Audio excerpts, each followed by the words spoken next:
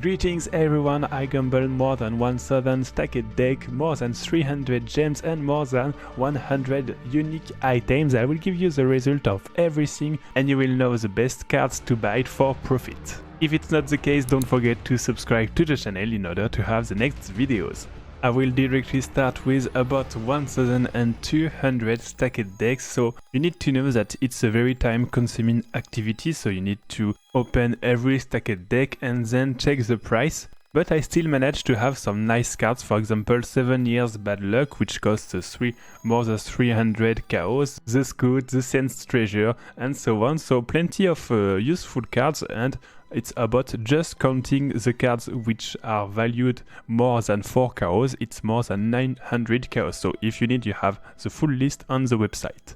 For the gems I tried two types of cards. The first one is the Dying Anguish. It's a card which will give you an altered gem and every gem worth between 10 and 20 chaos, so it's very interesting, except some gem, for example Phantasmal Reeve was around 30 chaos, so it's interesting, the cost of the cards are not too high and you can get some profit by buying this card and then selling the gems. The other cards that I tried to get more gems was the Gem Cutter Promises. It was a bit more than 700 cards and in the end I didn't have any gem with a real value, so I had to sell everything to the NPC in order to get my DCP. I'll carry on with the not very useful cards with Jack in the Box. I didn't have any very good items. The top of the top was 2-3 chaos max, so not very interesting with more than 300 cards of Jack in the Box. I also tried the Traitor, which gives you a corrupted wand, and this one was totally useless. I didn't have any item worth anything. So I keep digging and I tried the Tinker's Table, which will give you 5 fossils, so a random one, but this one are very interesting because with only 30 tries I had 3 tries with 5 chaos worth each. Meaning that just with a very few cards I have 15 fossils which all worth 5 chaos. So it's a very profitable pack and they are not too much expensive if you have some lucks and get these fossils. For the essences I also tried, not very much luck, so this one are not very interesting if you don't manage to have the high tier of the essences.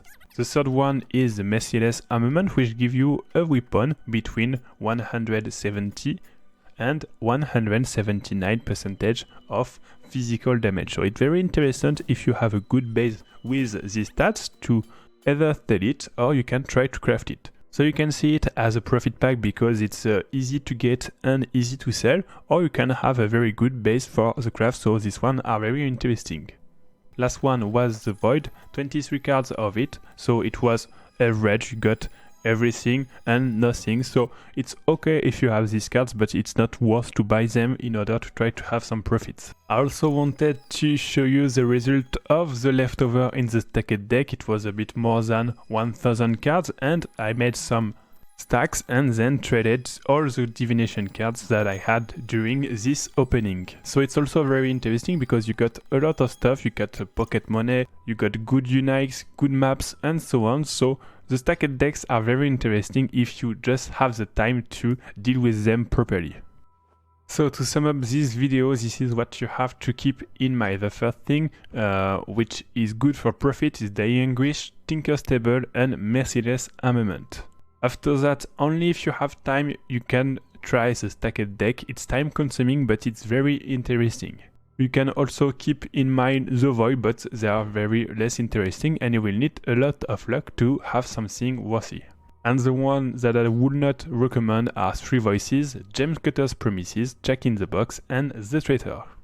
Thanks for watching this video. Don't forget that you have everything that you need on the website, of course in English, and thanks very much to Jack who helped me to get this card.